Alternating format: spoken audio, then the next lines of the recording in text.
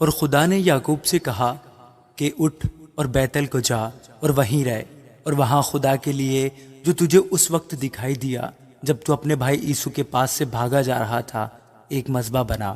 تب یعقوب نے اپنے گھرانے اور اپنے سب ساتھیوں سے کہا کہ بیگانہ دیوتاؤں کو جو تمہارے درمیان ہیں دور کرو، اور طہارت کر کے اپنے کپڑے بدل ڈالو، اور آؤ ہم روانہ ہوں اور بیتل کو جائیں۔ وہاں میں خداوند کے لیے جس نے تنگی کے دن میری دعا قبول کی اور جس راہ میں چلا میرے ساتھ رہا، مذبح بناؤں گا۔ تب انہوں نے سب بیگانہ دیوتاؤں کو جو ان کے پاس تھے اور مندروں کو جو ان کے کانوں میں تھے یعقوب کو دے دیا، اور یعقوب نے ان کو اس بلوت کے درخت کے نیچے جو سکم کے نزدیک تھا دبا دیا، اور انہوں نے کوچ کیا، اور ان کے آس پاس کے شہروں پر ایسا بڑا خوف چھایا ہوا تھا کہ انہوں نے یعقوب کے بیٹوں کا پیچھا نہ کیا۔ اور یعقوب ان سب لوگوں سمیت جو اس کے ساتھ تھے لوز پہنچا۔ بیتل یہی ہے اور ملک کنعان میں ہے، اور اس نے وہاں مذبح بنایا اور اس مقام کا نام ایل بیتل رکھا، کیونکہ جب وہ اپنے بھائی کے پاس سے بھاگا جا رہا تھا تو خدا وہیں اس پر ظاہر ہوا تھا۔ اور ربکا کی دایا دبورہ مر گئی، اور وہ بیتل کی اترائی میں بلوت کے درخت کے نیچے دفن ہوئی، اور اس بلوت کا نام ایلون بکوت رکھا گیا۔ اور یعقوب کے فدان آرام سے آنے کے بعد خدا اسے پھر دکھائی دیا اور اسے برکت بخشی، اور خدا نے اسے کہا کہ تیرا نام یعقوب ہے، تیرا نام آگے کو یعقوب نہ کہلائے گا بلکہ تیرا نام اسرائیل ہوگا۔ سو اس نے اس کا نام اسرائیل رکھا۔ پھر خدا نے اسے کہا کہ میں خدائے قادر مطلق ہوں، تو برومند ہو اور بہت ہو جا، تجھ سے ایک قوم بلکہ قوموں کے جتھے پیدا ہوں گے، اور بادشاہ تیرے صلب سے نکلیں گے، اور یہ ملک جو میں نے ابراہیم اور اسحاق کو دیا ہے سو تجھ کو دوں گا، اور تیرے بعد تیری نسل کو بھی یہی ملک دوں گا۔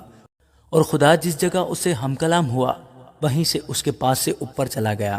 تب یعقوب نے اس جگہ جہاں وہ اس سے ہم کلام ہوا پتھر کا ایک ستون کھڑا کیا اور اس پر تپاون کیا اور تیل ڈالا، اور یعقوب نے اس مقام کا نام جہاں خدا اس سے ہم کلام ہوا بیت ایل رکھا۔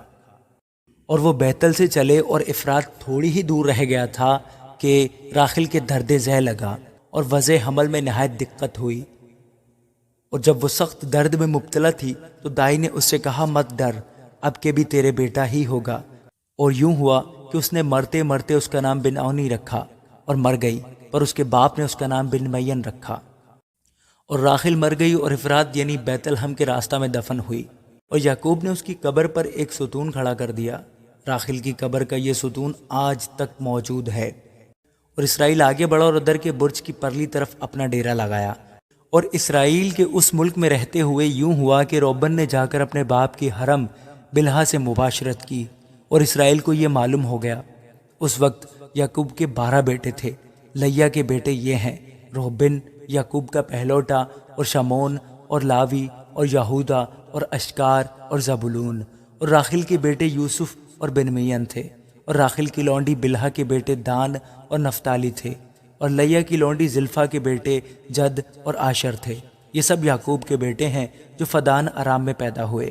اور یعقوب ممرے میں جو قریت اربا یعنی حبرون ہے جہاں ابراہیم اور اسحاق نے ڈیرا کیا تھا اپنے باپ اسحاق کے پاس آیا، اور اسحاق 180 برس کا ہوا تب اسحاق نے دم چھوڑ دیا اور وفات پائی، اور بوڑھا اور پوری عمر کا ہو کر اپنے لوگوں میں جا ملا، اور اس کے بیٹوں عیسو اور یعقوب نے اسے دفن کیا۔ آمین۔